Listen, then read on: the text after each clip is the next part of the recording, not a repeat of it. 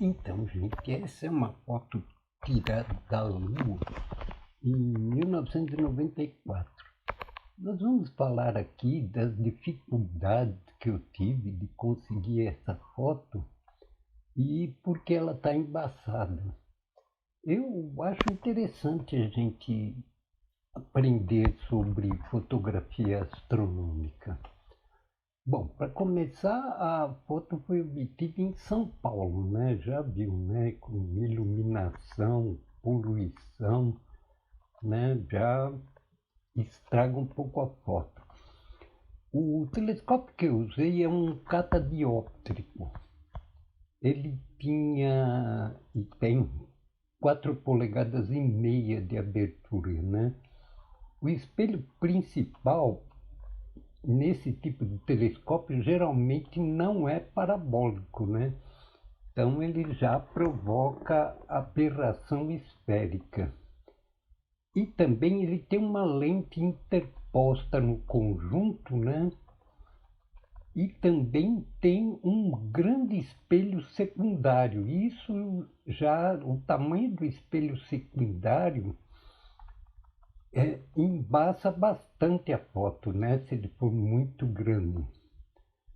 E outra coisa, esse telescópio não era equipado com relógio, aquele relógio que segue a rotação da Terra, né? Bom, como as imagens saíram bem pequenas, então eu resolvi calcular uma lente de Barlow. Nada demais, né? Só calcular uma lente divergente aí. E eu encomendei essa lente para uma ótica comum que faz óculos mesmo, né? Só que ela não era acromática, né? Então ela tinha aberração cromática.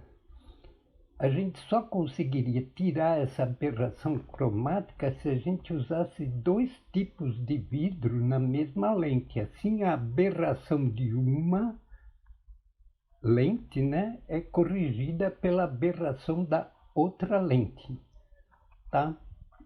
A máquina fotográfica era analógica, né? Bem pesada e cheia de ajuste, abertura, tempo de exposição, sensibilidade do filme, tal. E por ela ser pesada, eu desconfio que na hora que a gente desse um clique, acho que tremia o telescópio todo, né? E outra coisa, a gente não podia experimentar assim com facilidade, porque o resultado só vinha depois que a foto fosse revelada, né? Então demorava para a gente chegar em alguma conclusão. Bom, atualmente eu suponho que com essas máquinas digitais, né, muitas dessas dificuldades já tenham sido sanadas. Tá bom? Vamos então agora ao nosso problema de hoje, então.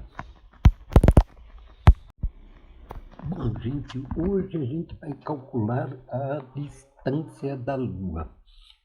Eu acho quase inacreditável, né, que as equações da física funcionem tão bem assim, né? Nós vamos usar as leis de Newton e vamos calcular a distância da Lua de um modo bem simplificado, né? E a gente só vai usar para isso o período da revolução da Lua em torno da Terra. Bom, vamos supor que a gente vai dar um tiro de canhão e então a gente vai calcular que velocidade deve sair a bala, né, que vamos supor que tem massa m, para que ela não caia.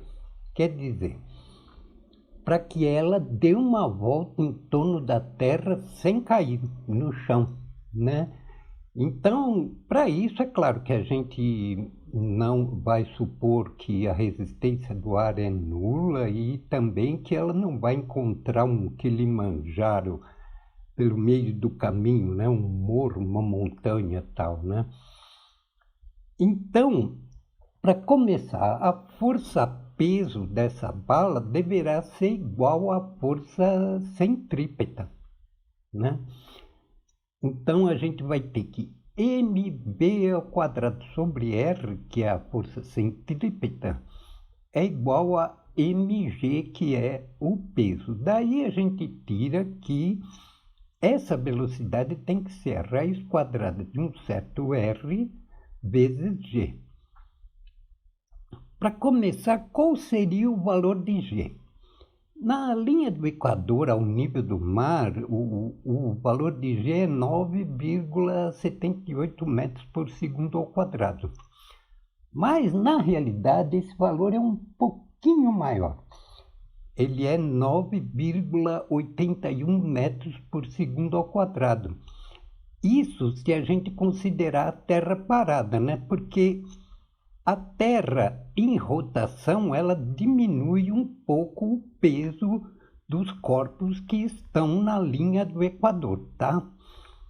E supondo que a Terra esteja parada, né? Então dá 9,81 metros por segundo ao quadrado. E nós também não vamos levar em conta os efeitos de maré do Sol ou alguma perturbação de outro astro, tá?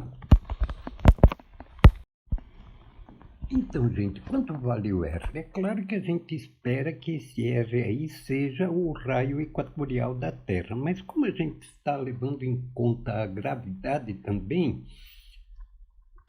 vamos ver o seguinte. Cada pedacinho da Terra atrai a bala de canhão. Uma montanha que está lá perto, um rio, tudo atrai a bala de canhão, né? Mas dá para provar que se a Terra tiver uma densidade constante em cada parte dela, então tudo se passa como se toda a massa da Terra estivesse concentrada no seu centro, tá? Nós vamos assumir que isso é verdade e, portanto, o nosso R vai ser igual ao raio equatorial da Terra, que é 6.378 quilômetros ou 6.378.000 metros. Então, com esses dados já dá para calcular a velocidade orbital dessa bala aí, né? A velocidade v. Aí a gente faz os cálculos aí, v é igual a raiz de rg, substitui os valores, dá 7.910 metros por segundo. Para se ter uma ideia, esse valor é Mach 23, quer dizer, é 23 vezes a velocidade do som, né? Bom, em quanto tempo a bala daria uma volta completa em torno da Terra? A gente tem que pegar a circunferência equatorial da Terra, que é 2π, o nosso R aí, dividido pela velocidade que a gente achou lá, 7.910 metros por segundo. E aí a gente encontra 5.066 segundos e, como a gente vai trabalhar com dias, a gente transforma isso em dias que dá 0,0586 dias, tá? Então deve ser um pouco mais que uma hora. Acho que ela já daria a volta em torno da Terra, né? Agora, a gente já tem esse valor, vamos ver como funciona a terceira lei de Kepler aí, né? Aplicada aí no nosso caso. Resumidamente, a terceira lei de Kepler diz o seguinte: o cubo do raio médio da órbita de um planeta ou um satélite é proporcional ao quadrado do período de translação desse planeta ou satélite. Vamos ver como é que a gente pode usar essa terceira lei de Kepler aí, né? Nós vamos facilitar um pouco, supondo que é o mesmo astro central. Então, por exemplo, a Terra dá a volta em torno do Sol e Júpiter também. Então, Júpiter tem um período de translação de 11,86 anos. a Terra, o período de translação da Terra é 1 ano. A distância de Júpiter ao Sol é 778 milhões de quilômetros. E a da Terra, 149 milhões e 600 mil quilômetros. Então, essa terceira lei de Kepler diz o seguinte, que o período de translação de Júpiter dividido pelo período de translação da Terra elevado ao quadrado vai ser igual a distância de Júpiter dividido pela distância da Terra elevado ao cubo. Então, a gente pode ver que isso é verdade, né? Nos dois casos aí, a gente teve o número 140, né? É claro que acompanhado de algum errinho, né? E uma referência mais detalhada aí sobre essa terceira lei de Kepler, vocês podem ver no meu vídeo Como Pesar um Planeta, né? Agora vamos supor que a distância da Lua, a distância média da Terra à Lua, seja dl. dB vai ser a distância da bala de canhão até o centro da Terra. TL vai ser o período de revolução sideral da Lua em torno da Terra. E TB vai ser o período de revolução da bala em torno da Terra. Bom, gente, aqui cabe uma observação, né? Nós vamos usar a revolução sideral da Lua, que é feita em 27,33 dias em relação às estrelas, que é um pouco menor do que a revolução sinódica, que é de 29,5 dias em relação ao Sol. Isso é devido a que a Terra está em translação em torno do Sol, tá? Então, da terceira lei de Kepler, a gente chega à seguinte conclusão. A distância da Lua ao cubo é a distância da bala ao cubo vezes o período de revolução da Lua ao quadrado dividido pelo período de revolução da bala ao quadrado. Substituindo os valores aí, a gente chega aqui. A distância da Lua ao cubo é 5,643 vezes 10 a 16ª.